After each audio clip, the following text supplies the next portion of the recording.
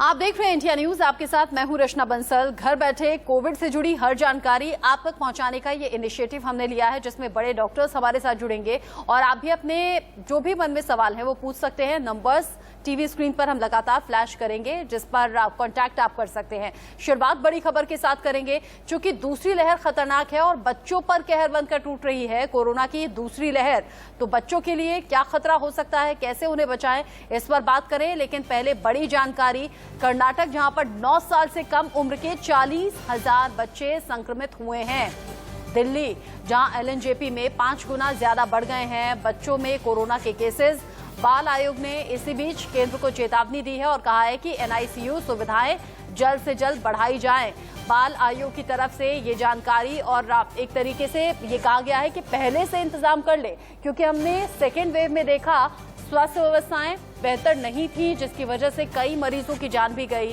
स्वास्थ्य व्यवस्थाएं बेहतर नहीं थी, इसीलिए ऑक्सीजन की कमी, दवा की कमी, इंजेक्शंस की कमी, हॉस्पिटल में बेड्स की कमी, ये सभी हमने देखा है पिछले दिनों। लेकिन इस बीच बच्चों में खतरा बढ़ रहा है, जो कि चिंता वाली बात है। इस बीच बड़ी खबर दिल्ली से, जहां पर एलएनजेपी के डॉक्टर्स भी मान रहे हैं कि राजधानी में बच्चों को होने वाले कोरोना के मामलों में तेजी आई है और इस बार एलएनजेपी में 30 संक्रमित बच्चों को भर्ती करवाया गया है। पहली बार 5% से नीचे अभी जो इस करंट वेव में आया है, तो ये एक राहत का हमारे लिए वो है खबर। और आपने देखा होगा कि पिछले साल के मुकाबले इस साल बच्चे भी इन्वॉल्व हुए हैं। पिछले 2 महीने में हमारे पास लगभग 30 बच्चे एडमिट हुए, जो कि 8 महीने से लेकर और 15 साल की उम्र के बीच के थे। तो निश्चित रूप से जो वायरल निमोनिया है वो बच्चों को भी इन्वॉल्व कर रहा है और बच्चे भी इस बार हमने देखने को मिले। प्राइमरीली जो कोविड से इन्फेक्ट हो वो हमारे यहाँ पिछले साल नहीं आए थे, इस साल जरूर हमारे पास आए हैं। सेकेंड वेव जो कि खतरनाक है हर लिहाज से, और इसमें बच्चों के लिए खतरा अगर ज्यादा बढ़ जाए तो क्या करें आप? हर घर में बच्चे होते हैं। हमारे साथ 2 एक्सपर्ट डॉक्टर जुड़े हुए हैं। डॉक्टर राजेश त्रिहान हमारे साथ हैं और साथ ही साथ डॉक्टर टीपी साहू भी हमारे साथ जुड़ गए हैं, जो कि हमें जानकारी पहुंचाएंगे क्या करना चाहिए सेकेंड वेव में, कैसे इस खतरे को कम कर सकें। डॉक्टर राजेश, पहला सवाल आप ही से मैं कर लेती हूँ। चूंकि बच्चों के कोरोना संक्रमित होने के केसेस अब तेजी से बढ़े हैं और इसको लेकर बाल आयोग ने कह भी दिया है केंद्र से कि जरूरी इंतजाम करने चाहिए। घर घर में बच्चे होते हैं। जो दर्शक हमारे साथ जुड़े हुए हैं उन्हें आप क्या सलाह देंगे, कैसे बच्चों को बचाया जाए संक्रमण से? क्योंकि बच्चे तो बहुत चंचल होते हैं, कितना भी रोकते रहो इधर उधर आते जाते रहते हैं, डिस्टेंस मेंटेन नहीं करते। जी मैम, सबसे पहले तो मेरा नाम रजत है, राजेश नहीं है जी, सॉरी। और सेकेंडली नो इश्यू। सेकेंडली बच्चे जो हैं वो आपने बोला चंचल होते हैं और इधर उधर भागते रहते हैं और दौड़ते रहते हैं और प्रोटेक्शन भी नहीं रखते हैं। इनफैक्ट जो पेरेंट्स को ही ध्यान देना होगा कि वो अपने बच्चों को उस चीज के लिए गाइड करे, एजुकेट करे, तो डैट कि बच्चे जो हैं वो पूरा प्रोटेक्शन लें, मास्क लगाएं। और अभी जैसे आप देख रहे हैं कि हमारी जो है सेकेंड वेव बहुत ज्यादा इम्पैक्ट किया उसने, तो एक फेस शील्ड जो है वो एक एक्स्ट्रा प्रोटेक्टिव कवरिंग भी हमारे को जो है लगानी चाहिए। बहुत सारे ब्रांड्स के फेस शील्ड्स जो है अवेलेबल है मार्केट में। आप डबल मास्क लगाएं, आप बार बार हाथ धोएं, ये सबको मालूम है। और सेकेंड वेव के लिए जो है हम ही लोग जिम्मेदार हैं, सरकारें जिम्मेदार नहीं है। सरकार ने तो बता दिया था, लेकिन हम लोगों को जो है प्रोटेक्शन लेनी चाहिए थी विश्व, और हमें यहाँ पे भूल नहीं करनी चाहिए थी कि हम अपनी प्रोटेक्शन छोड़ दें और हम जो है खुलेआम जो है घूमने लग जाएं। जी मैम, जो रोकथाम करनी चाहिए वो हर पेरेंट इस वक्त करने की कोशिश कर रहे हैं। डॉक्टर टीपी साहू, अभी हम कोरोना को लेकर जानकारी जुटा ही रहे थे कि क्या करना चाहिए क्या नहीं करना चाहिए। पहली लहर उतनी खतरनाक नहीं थी जितने की सेकेंड वेव डरा रही है। डरा इसलिए भी रही है, पहले तो ये था ना कि कोरोना पॉजिटिव हुए, नेगेटिव हो गए तो कम से कम बेफिक्र हो गए, लेकिन इस बार नेगेटिव होने के बाद ज्यादा खतरा इसलिए दिखता है क्योंकि कहीं कार्डियक अरेस्ट की चिंता बढ़ जाती है, तो कहीं ब्लैक फंगस का खतरा बढ़ता हुआ नजर आता है। क्या करना चाहिए इस वक्त? देखिए, सबसे पहले तो इम्पोर्टेंट है कि patient should be diagnose early. मैं इस बात से बिल्कुल सहमत नहीं हूँ। एक समय था कि बेड की कमी थी हॉस्पिटलों में, तब लोग ऑक्सीजन के साथ घर पे रहते थे, पर अब बेड की कमी काफी हद तक सुधार हो रही है। मेरे को बहुत पेशेंट्स ऐसे मिले हैं जो होम की जो ट्रीटमेंट है उसको ओवरडू कर चुके हैं। वो नॉर्मली सैचुरेशन 50-60 के साथ आते हैं, वो कभी ना करें। जब आप 90 के नीचे जाते हैं, 94 के नीचे ऑक्सीजन सपोर्ट दीजिए। सांस की तकलीफ हो उसके बावजूद भी और 90 पे तक आपका है तो please go to hospital, admit yourself. वो प्रोन पोजीशन, डिफरेंट पोजीशन देके पेशेंट्स बहुत लेट आ गए। सेकेंड इम्पोर्टेंट है कि सेल्फ मेडिकेशन, ये इंडिया में एक बड़ी प्रॉब्लम है। ओवर द शेल्फ काउंटर पे लोगों को दवाई तुरंत मिल जाती है, इवन स्टेरॉइड्स तक दवाई ओवर द शेल्फ से आप खरीद। तो लोगों को लगता है कि कोरोना में होता क्या है, डॉक्टर सिर्फ स्टेरॉइड दे रहे हैं, डॉक्टर को दे रहे हैं, तो वो अब खुद को ट्रीटमेंट करने लगे। अजिथ्रोमाइसिन आप देखेंगे हर घर में हर इंसान को सर्दी होती है, अजिथ्रोमाइसिन लेना शुरू कर देता है, इसमें कार्डियोटॉक्सिसिटी होती है। तो बेसिकली ये ब्लैक फंगस या ल्यूकोमाइकोसिस हो क्यों रहा है? इम्पोर्टेंट है कि आप वो देखेंगे वेस्टर्न कंट्रीज में, यूके और यूएसए में ये इंसिडेंसी इतनी नहीं थी। हम भारत में ही ये सबसे ज्यादा फोकस में आया ल्यूकोमाइकोसिस कोविड के बाद। तो इसमें मेरे को लगता है कि हम ऐसा कुछ कर रहे हैं जो दूसरे कंट्रीज में नहीं कर रहे थे, या हम ऐसा कुछ हमारी फैक्टर्स है जो दूसरे कंट्रीज में नहीं। तो मेरा सबसे इम्पोर्टेंट बड़ा फैक्टर है स्टेरॉइड की ओवर यूज। आई थिंक तो उसके लिए पब्लिक भी जिम्मेदार है और हम डॉक्टर्स को भी कहीं ना कहीं रिस्ट्रेन करना पड़ेगा, बिकॉज स्टेरॉइड्स की एक स्पेसिफिक इंडिकेशन है। स्टेरॉइड्स की तो इंडिकेशन आई है वो एक रिकवरी ट्रायल से आई थी जो लैंसेट में पब्लिश हुई, सॉरी न्यू इंग्लैंड जर्नल में पब्लिश हुई थी लास्ट ईयर, जिसमें सीवियर इन्फेक्शन मीन्स जिनकी ऑक्सीजन सैचुरेशन कम हो चुकी है जी, और उनके लिए स्टेरॉइड्स कारगर हुई थी। और वो भी 6 मिलीग्राम पर डेक्सामेथासोन, वो भी 5 से 10 दिन के लिए। तो basically we are looking at steroid use जो बहुत सीमित है, लो डोज में है और सिर्फ सीवियर इन्फेक्शन के लिए था। लेकिन हमने क्या किया, सही तरीके से इस्तेमाल नहीं हुआ। हमने हर लंग इन्फेक्शन, जैसे कोविड का किसी का भी सीटी स्कैन हुआ, हमने सीटी स्कैन को भी ओवर यूज किया। जिसको भी कोविड डायग्नोसिस हुआ सबने अपना सीटी स्कैन किया और 70-80% केसेस में कुछ ना कुछ सीटी स्कैन में इन्वॉल्वमेंट आई। और जैसे सीटी स्कैन में इन्वॉल्वमेंट आई हमने स्टेरॉइड शुरू कर दिया। तो ये एक मेजर फैक्टर है। सेकंड फैक्टर है ह्यूमिडिटी। अगर आप म्यूकोरमाइकोसिस को देखेंगे तो अगर पब्लिकेशंस को देखेंगे कोविड से पहले तो 40% ऑफ द पब्लिकेशंस की जो डेटा इंडिया से आती थी म्यूकोरमाइकोसिस, तो हम कहीं ना कहीं हम लोग ऑलरेडी हाई रिस्क पे थे म्यूकर के। ऑलरेडी हम लोग एक डायबिटिक कैपिटल बन चुके हैं दुनिया के लिए, one of the largest diabetes हमारे देश में मिलते हैं, इम्यूनो कॉम्प्रोमाइज्ड है, हमारी ह्यूमिडिटी की एक फैक्टर है। और उसके बाद हमने स्टेरॉइड को मिसयूज किया और प्रोलॉन्ग समय के लिए दिया और हाई डोज स्टेरॉइड दिया और उसी का साइड इफेक्ट, उसी का साइड इफेक्ट हम देख रहे हैं जी। That's my main figure. हाँ, जो दर्शक हमारे साथ जुड़े हुए हैं उन्हें हम बता दें कि नंबर्स लगातार फ्लैश कर रहे हैं डॉक्टर साहब से। अगर आप भी कोई भी सवाल पूछना चाहते हैं तो हमारे साथ जुड़ सकते हैं। इस वक्त एक कॉलर हमारे साथ जुड़ गए हैं, प्रदीप जी। प्रदीप, सवाल पूछिए अपना।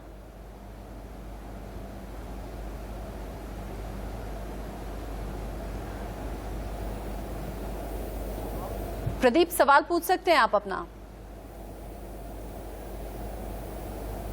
लगता है प्रदीप जी की आवाज हम तक पहुंच नहीं पा रही है।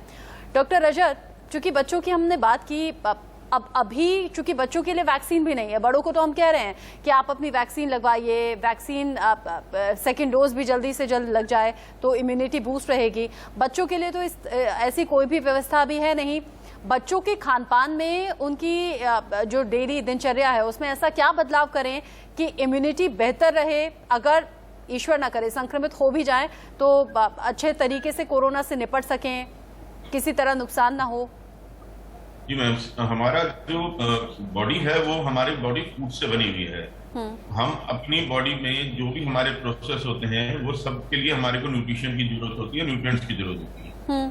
तो हमारे को वो न्यूट्रिएंट्स लेने हैं जो हमारे को हमारी इम्यूनिटी को बूस्ट करे। हमारे पास 2 तरह की इम्यूनिटी होती है, इनेट इम्यूनिटी और एक्वायर्ड इम्यूनिटी। इनेट जो है वो हमारे जन्म के साथ ही आती है, लेकिन हम एक्वायर करते हैं बहुत सारी इम्यूनिटी थ्रू आवर फूड और थ्रू व्हाट एवर मीन। तो सबसे पहले तो ये है कि जो हमारा म्यूकस फॉर्मिंग फूड है, जैसे मिल्क है, I am talking about dairy milk, आप दही ले सकते हैं, आप पनीर ले सकते हैं, आप मिल्क मत लीजिए। सेकंड इज आपका जो गेहूं का आटा है, गेहूं का आटा जो है वो इन्फ्लेमेटरी होता है। आप मिलेट्स ले सकते हैं, बार्ले को छोड़कर, जौ को छोड़ के आप ले सकते हैं। आप बाजरा, ज्वार, कोडो, कामनी, बहुत सारे मिलेट्स हैं जो हमारे यहाँ अवेलेबल हैं, उसको आप ले सकते हैं।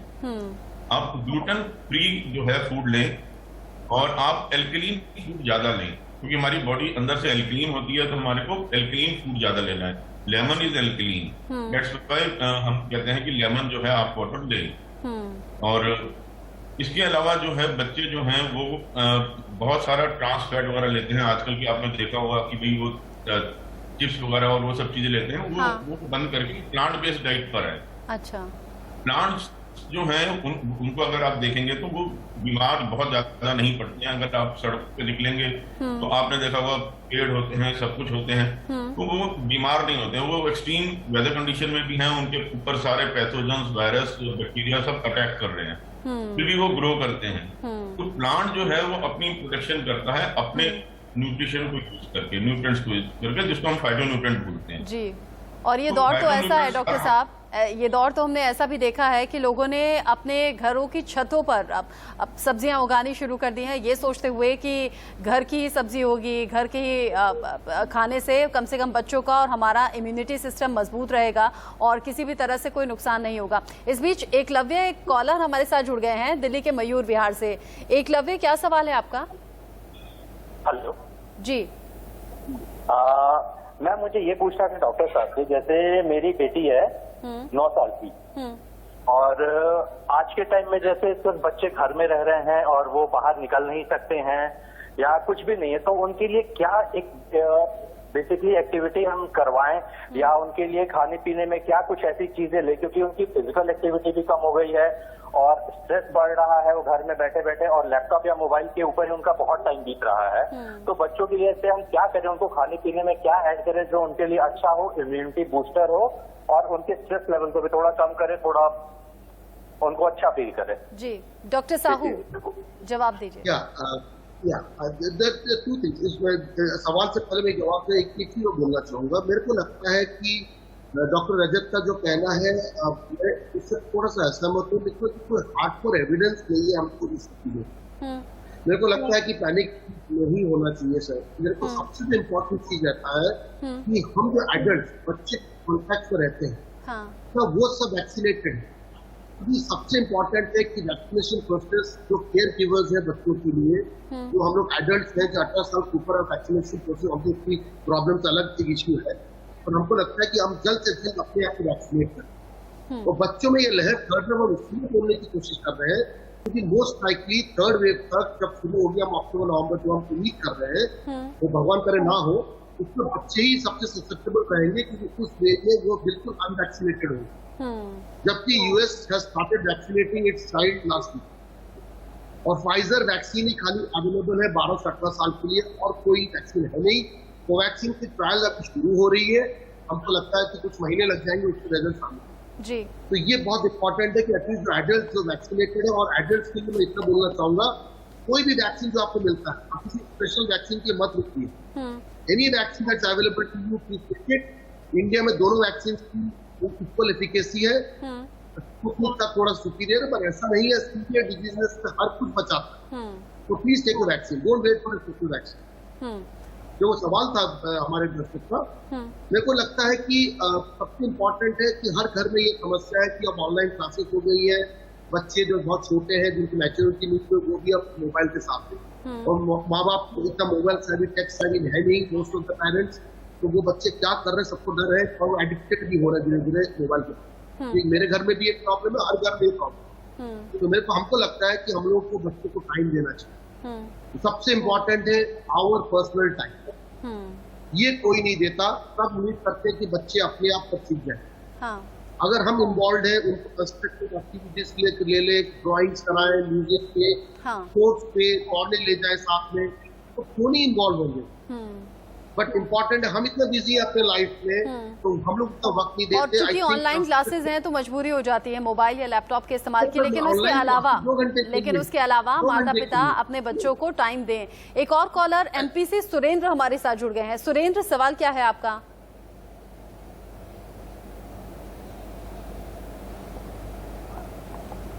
हेलो जी, सवाल पूछिए अपना।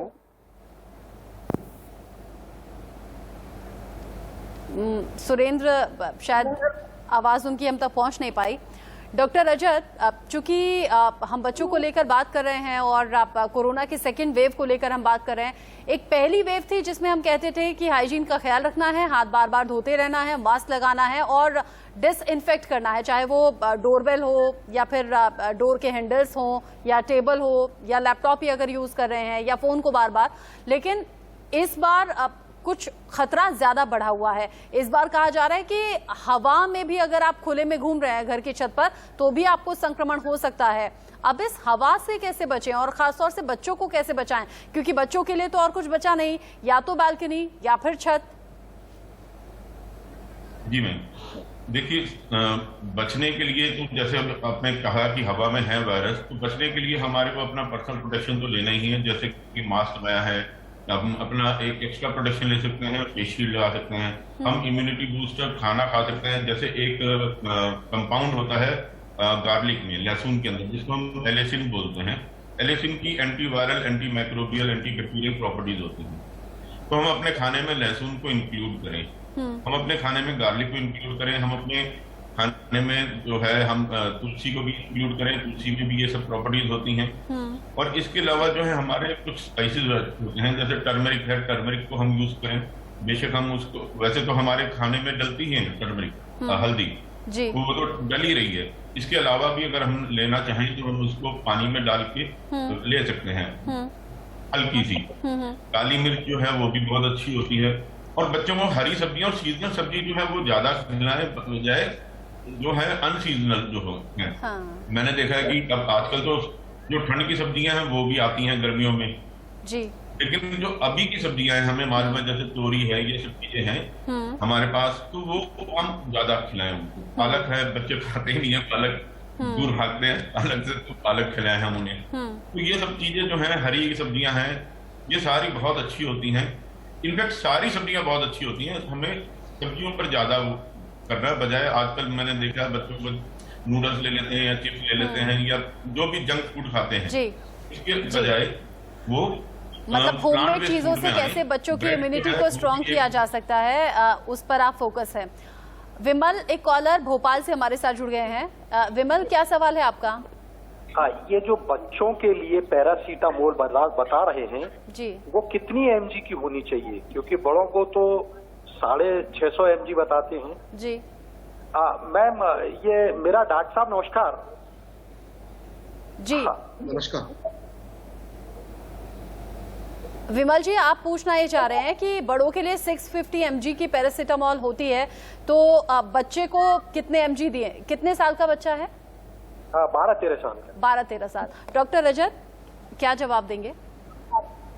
मैम, ये डॉक्टर साहू ही जवाब दे तो बहुत अच्छा है। I am a clinical nutritionist, तो I have little knowledge about. जी, doctor Sahu. So is very straightforward. ये 10 to 15 मिलीग्राम पर केजी के हिसाब से हम पैरासीटामोल देते हैं। तो बट सबसे इम्पोर्टेंट है कि अगर फीवर 2 से 3 दिन से ज्यादा है तो प्लीज शो योर चाइल्ड। ये सबसे इम्पोर्टेंट चीज है। मैं फिर से वही बोलूंगा कि जितना जल्दी आप एक मेडिकल एडवाइस लेंगे, प्रॉपर मेडिकल एडवाइस लेंगे, उतना बेहतर होता है। तो अगर 20 kg का है तो आपका करीबन 10 से 15 मिलीग्राम पर 20 kg, मतलब करीबन 200 से 250 मिलीग्राम के बीच को, तो 200 से 250 मिलीग्राम बीच की आपकी डोज होना चाहिए पैरासीटामोल। मैं इसमें क्लियर हुआ है सवाल से। आपने तो बोला था कि बच्चे कैसे अपने को प्रोटेक्ट कर सके, क्योंकि आप छत पे भी जाएंगे तो भी कोरोना हो जा रहा है। मैं इससे बिल्कुल असहमत।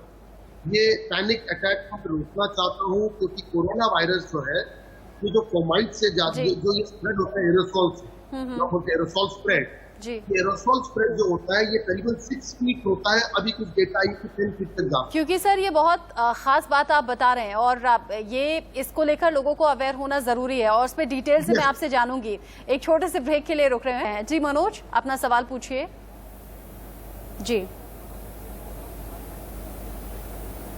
हेलो जी, मेरा प्रश्न है डॉक्टर टीपी साहू से है। बेसिकली कैंसर पेशेंट्स के लिए क्या ये जो इम्यून सिस्टम नॉर्मली शायद बताते हैं कि उनका काफी वीक होता है, चाहे बच्चे हों, चाहे बूढ़े हों, चाहे जवान लोग हो, तो कैंसर पेशेंट्स के लिए क्या स्पेशल अपने को करना चाहिए कि उनका इम्यून सिस्टम ठीक रहे और वो स्वस्थ रहे? डॉक्टर साहू। सो मैं एक मेडिकल ऑन्कोलॉजिस्ट हूँ, दिन रात कैंसर ही देखती हूँ। सो बेसिकली जो मैं अपने कैंसर पेशेंट्स को बताता हूँ कि प्लीज प्रोटेक्ट योरसेल्फ और अननेसेसरी बाहर ना जाए। और नॉर्मल जो डाइट है, मैं बहुत स्पेसिफिकली पॉइंट आउट करना चाहूँगा कि कोई भी स्पेशल डाइट कोरोना में नहीं पाया गया है एज पर study. What I would advise कि आप घर का बना हुआ नॉर्मल डाइट एंड बाहर की चीज़ों को मत मंगाइए। दैट समथिंग मैं करूँगा। Second, vaccinate all the cancer. कुछ स्पेशल कैंसर पेशेंट को छोड़ के, जैसे कि कोई ट्रांसप्लांट पेशेंट हो या रिटुक्सिमैब करके दवाई है कोई सलाह चाहिए। जैसे इवन कैंसर पेशेंट जो कीमोथेरेपी ले रहे हैं, वो कीमोथेरेपी के बीच में 1 दिन के अंतराल में अपने कोविड की वैक्सीन ले। तो that is all I would like to. और अगर वो सवाल पर हम जा सकते हैं ट्रांसमिशन के ऊपर, तो बहुत इंपॉर्टेंट चीज है जी। जो कोरोना की जो ट्रांसमिशन है, जो आजकल हम बोल रहे हैं कि एरोसोल से हो रहा है, इससे ये कहना है कि 6 से 10 फीट तक आ सकता है। पिछले 2 दिन पहले 1 फीट आया, कैन गो अप 10 फीट। तो मैं 6 से 10 फीट के बीच की ट्रांसमिशन की समझता हूँ। ये ज्यादातर इम्पोर्टेंट है कि अगर हम क्लोज रूम में और अगर हम 2 लोग बात कर रहे हैं और दोनों ने वैक्सीनेट नहीं किया है या हम दोनों मास्क नहीं पहने हुए हैं, तब ये एरोसोल की ट्रांसमिशन ज्यादा हो सकती है। तो सबसे इम्पोर्टेंट है क्लोज रूम को अवॉइड करें। It should be little more Airy, spacious, open होना चाहिए। सेकेंड, मास्क हमेशा हर समय पहनना चाहिए, नाक और मुंह को ढकते हुए। और दोनों मरीज जो सामने बैठा है और आप दोनों को होना चाहिए कि वो आप पहने।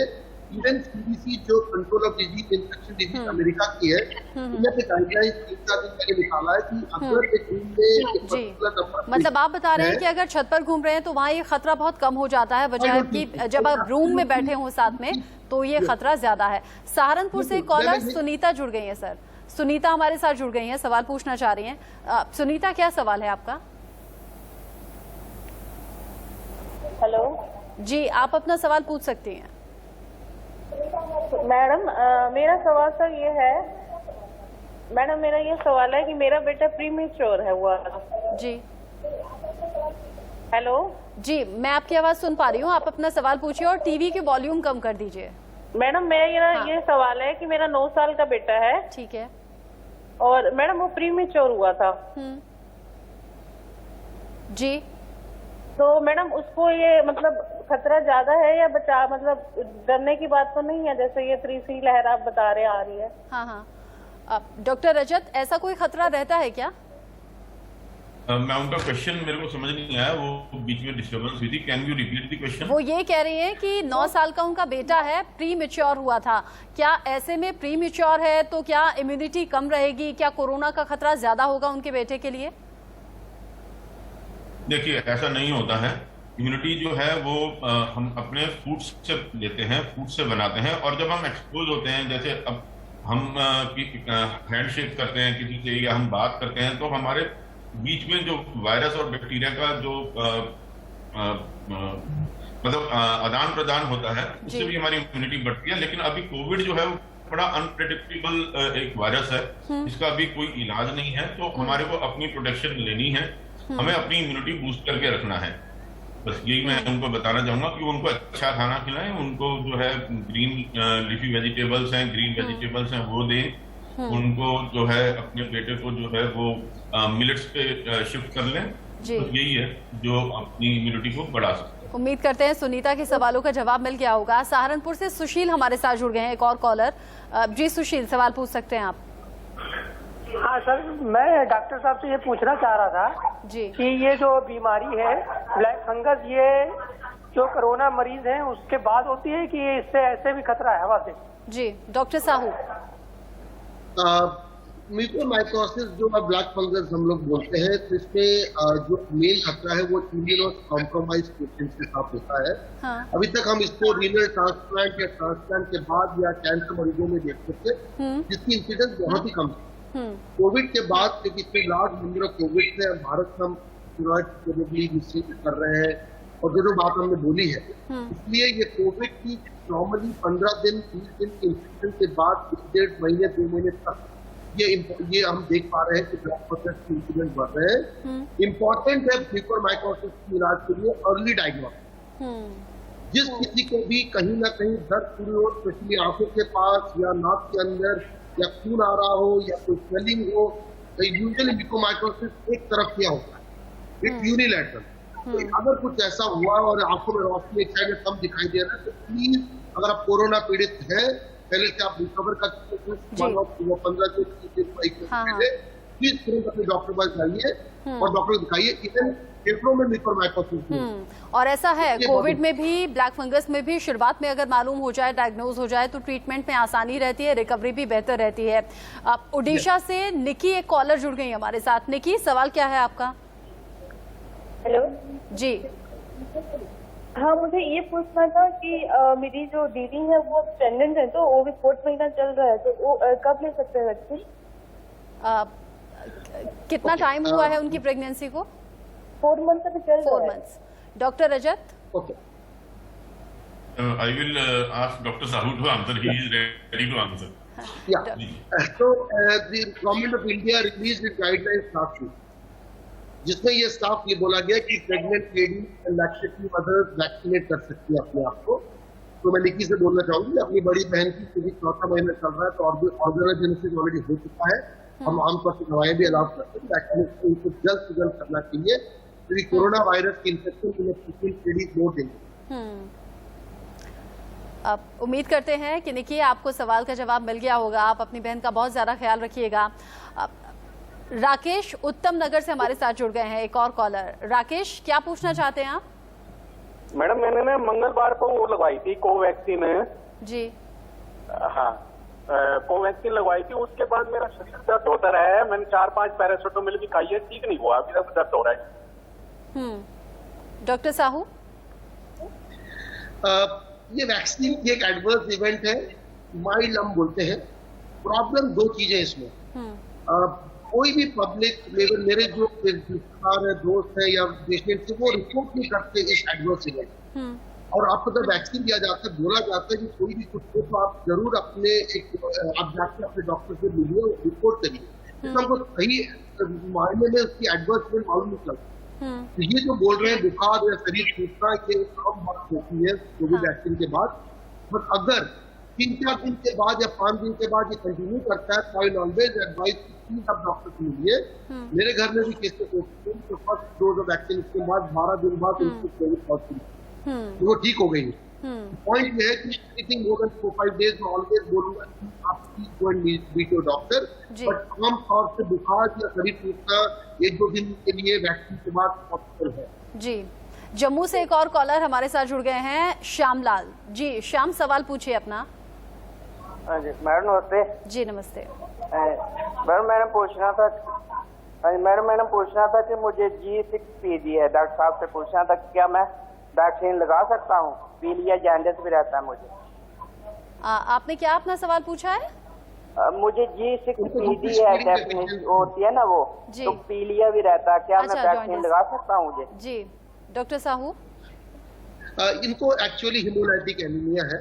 ये G6PD एक एंजाइम होती है जिसकी वजह से उनका खून का सेल्स टूट जाता है जल्दी, तो बेसिकली इसलिए उनको जॉन्डिस भी। तो मेरे को कोई वजह नहीं लगता कि आप अपने वैक्सीन नहीं लगा सकते। बट आप ये स्पेशल जो कंडीशन है हिमोलाइटिक G6PD की, आप जरूर अपने डॉक्टर से एक बार जो वैक्सीन सेंटर पे जरूर उनको बताएं। That's my only thing, because levels वगैरह वो चेक जरूर करना चाहिए। अगर एक्सट्रीम कुछ है तो वो जरूर रोकना चाहिए, अदरवाइज मेरे को ऐसा कोई परहेज या कोई रुकावट नहीं। जी। डॉक्टर रजत, एक सवाल मैं आपसे पूछना चाह रही थी, क्योंकि इन दिनों बहुत हमने सुना कि काढ़ा पीजिए, स्टीम लीजिए, हल्दी वाला दूध पीजिए। हम सब ने ये सब खाना पीना बहुत ज़्यादा इन दिनों किया है। कहीं ऐसा तो नहीं कि सर्दियों में तो नुकसान नहीं हुआ, लेकिन चूंकि हम गर्मी की तरफ आगे बढ़ रहे हैं, ये सब खान पान कोई नुकसान तो हमें नहीं पहुंचाएगा? देखिए, बहुत ज्यादा काढ़ा लेना, मैंने मेरे पास भी एक आए थे जिन्होंने नहीं मतलब दिन में 4-4, 5-5 बार काढ़े लिए थे, तो उनको लीवर में दिक्कत हो गई थी। तो काढ़ा जो है, हम उसको अगर हम हर्बल टी या ग्रीन टी लेते हैं, दैट इज इक्वली गुड। काढ़ा जो है उसके अंदर हमारे जो स्पाइसेस होते हैं वो बहुत हॉट होते हैं, जब हम उसको लेंगे तो हमारा जो है बॉडी में हीट जो है वो बढ़ता है और उसकी वजह से हमारे ऑर्गन्स में भी प्रॉब्लम्स आती हैं। तो बेटर ये है अगर आप स्टीम लेते हैं तो ज्यादा स्टीम ना लें अगर आप स्वस्थ है। अगर आपको कोविड है तो आप दिन में 3 से 4 बार स्टीम लें, स्पेशली रात को सोने से पहले जी। वो स्टीम लेना भी जरूरी है। आप गार्गल करें, गार्गल जो है वो करने के लिए आप हल्का सा टर्मरिक जो है हल्दी लें, सेंधा नमक लें, रॉक सॉल्ट और उससे आप गार्गल करें। स्पेशली जब आप बाहर से घर आते हैं तो गार्गल करें, स्टीम लें। हमारे जो बैक्टीरिया और वायरसेस का जो फैक्ट्री होता है वो हमारा नेसल पैसेज, माउथ और थ्रोट यही होता है जिसको हमने डिमोलिश करना है इन फैक्ट्रीज को जहाँ पे वायरस जो है या बैक्टीरिया अपने आप को ग्रो करते हैं जी। तो डॉक्टर रजत, हल्दी वाला दूध नहीं पी सकते हैं क्या? देखिए मैम, मैं पर्सनली दूध के अगेंस्ट हूँ क्योंकि दूध जो होता है वो इन्फ्लेमेटरी भी होता है, दूध जो है वो एसिडिक भी होता है और दूध जो है बेसिकली म्यूकस जनरेटिंग भी होता है जी। तो पर्सनली मैं मिल्क के अगेंस्ट हूँ। हाँ, पनीर ले सकते हैं आप, अगर आप कोविड है तो दही ना लें, लेकिन आप वैसे हेल्दी हैं तो आप दही ले सकते हैं जी। प्लांट बेस्ड मिल्क के मैं फेवर में होता हूँ, जैसे आपका सोया मिल्क है, आपका आलमंड है, कोकोनट मिल्क है, ओट्स मिल्क है, आप ये सब मिल्क ले सकते हैं। अच्छा। सोया मिल्क तो 8 मिनट में घर के अंदर बन जाता है, तो आप यूट्यूब में या कहीं पे भी किसी चैनल पे आप चेक कर सकते हैं कि वो कैसे बनता है जी। और सोया मिल्क जो है उसके अंदर सोया की क्वालिटीज भी होती हैं और आइसोफ्लेवोन्स भी उसके अंदर काफी होते हैं। आपने तो मेरी टेंशन बढ़ा दी है, मैं तो हल्दी वाला दूध पी रही थी जब से सेकंड वेव आई थी ताकि हल्दी प्रोटेक्ट रख सके। राजस्थान से एक कॉलर हमारे साथ जुड़ गए हैं, नारायण। नारायण, क्या सवाल पूछना चाहते हैं आप? जी मैडम, जैसे अपने बुखार हो रहा है और स्वाद की चीज का मैडम खत्म हो रहा है, जैसे मतलब कोई खुशबू ही नहीं आ रही है कोई चीज की जी। डॉक्टर साहू आपसे बात करेंगे, आपने कोविड टेस्ट कराया है? मैडम नारायण, आपने कोरोना का टेस्ट कराया है क्या? जी मैडम, करवाया, नेगेटिव आया मैडम। अच्छा, डॉक्टर साहू। दो बातें, हम लोग को ये समझना पड़ेगा कि कोरोना की जो टेस्ट होती है 2 प्रकार की होती है, आरटीपीसीआर और rapid antigen. Rapid antigen test मान के चले 100 लोगों को कोरोना है तो 50 लोगों को उनमें से पॉजिटिव निकलता है, 50 को कोरोना होते हुए पॉजिटिव नहीं निकलता। आरटीपीसीआर इसी तरह से 70% पॉजिटिविटी में आता है। तो और दूसरी बात है कि हम बुखार को पहले 3 दिन के अंदर अगर हम करते हैं, 3 दिन के अंदर करते हैं तो ये टेस्ट यूजुअली ज्यादातर नेगेटिव आ सकते हैं। आमतौर से हम लोग इसलिए 3 दिन के बाद टेस्ट को रिपीट करने बोलते हैं। तो मैं अपने भाई साहब से बात करके बोलना चाहूंगा कि अगर उनका सिम्टम्स परसिस्टेंट है तो वो एक और बार अपना टेस्ट कराइए। मैं अपने मरीजों को सिम्टम्स कहने पे 2-2 दिन छोड़ के 3 बार तक करता हूँ और तीसरी बार में भी पेशेंट पॉजिटिव आता है। तो बेसिकली अगर आपको सिम्टम्स है, आप 2 दिन के लिए आप मामूली इलाज करिए, तीसरे दिन टेस्ट करिए। अगर टेस्ट नेगेटिव है और सिम्टम्स है तो एक और टेस्ट जरूर करिए, ताकि रैपिड एंटीजन से बेहतर। अब एक और कॉलर जयपुर से दिलराज हमारे साथ जुड़ गए हैं जी। डॉक्टर रजत कुछ कह रहे हैं? क्या मैं कह रहा था, इसमें मैं ऐड करना चाह रहा था कि अभी एक जो पेंडेमिक की सिचुएशन है, अगर आपको सिम्टम है तो आप यही मान के चलिए कि आपको कोविड है, आपको और कुछ नहीं है। और आप अपने डॉक्टर से जाके बात करें और उसकी जो है मेडिसिन आप शुरू करें और खुद को आइसोलेट जरूर कर ले ताकि फैमिली के बाकी मेंबर्स आपसे संक्रमित ना हो। दिलराज हमारे साथ जुड़ गए हैं जयपुर से जी। दिलराज, सवाल पूछिए। मैं पूछ रहा था कि जिसे कोरोना नहीं हुआ उसको ब्लैक फंगस हो सकता है क्या? जी डॉक्टर साहू। हमें बात कर चुके हैं कि इम्यूनो या कैंसर पेशेंट ब्लड कैंसर के इलाज करते हैं, इनमें से बहुत लोगों में होता है ल्यूकोमाइकोसिस, हमने देखा थी प्रैक्टिस में पहले भी, बट इसकी इंसिडेंस बहुत ही ज्यादा कम थी। कोविड के क्योंकि इस पर लाखों केस आ रहे हैं, इसलिए थोड़ा सा ज्यादा केस कम। डॉक्टर साहू, अब अभी अगले कॉलर जुड़े हमारे साथ, उससे पहले एक सवाल मैं भी आपसे पूछ लूं। हम लोग बार बार हाथों को सैनिटाइज करते हैं सैनिटाइजर के जरिए, कई लोग ऐसा भी कह रहे हैं कि बहुत ज्यादा सैनिटाइज करेंगे तो स्किन कैंसर भी हो सकता है, क्या ऐसा पॉसिबल है? I don't think so. फिर अगेन मैं प्रूफ के साथ बात करता हूँ, मेरे को नहीं लगता है कोई भी स्टडी आई है जिसमें मैं ये बोल पाऊँ ऑन ए नेशनल टीवी। तो but only thing is that mask जरूर इम्पोर्टेंट है क्योंकि एरोसोल ट्रांसमिशन जाता है, फोमाइट ट्रांसमिशन या जब छूने पे होता है वो जरूर हम ख्याल रखें। बट सेकेंड विट में ये ज्यादा पाया गया कि वायरस एयर ट्रांसमिशन, ज्यादातर जहाँ भी हम ऑब्जेक्ट को छूते हैं एक बार हाथ साफ करने में कोई हर्ज नहीं है। और मैं समझता हूँ कि हाथ साफ रखना, सैनिटाइजर लिबरल यूज करना मैं एज ए डॉक्टर में हमेशा अपने लिए करता हूँ। अच्छा, मतलब इससे कोई खतरे वाली बात नहीं। लखीमपुर से कोमल एक कॉलर हमारे साथ जुड़ गई हैं। कोमल, सवाल क्या है आपका? नमस्ते सर, मुझे ये पूछना था कि मेरी मम्मी को 2 साल पहले टीबी हो गया था, पर वो धीरे धीरे तो रिकवर हो गई हैं, लेकिन उनके मुंह से कभी कभी जैसे खांसती हैं या कफ निकलता है तो उसमें हल्का सा ब्लीडिंग होती है। तो इससे ब्लैक फंगस का कुछ ऐसा तो नहीं है कफ, लेकिन ये ब्लीडिंग काफी पहले से हो रही है। डॉक्टर साहू, बेसिकली आपने टीबी की दवाई कितने महीने ली है? मतलब माता जी ने कितने महीने? कोमल बता सकती हैं आप माता जी ने कितने महीने?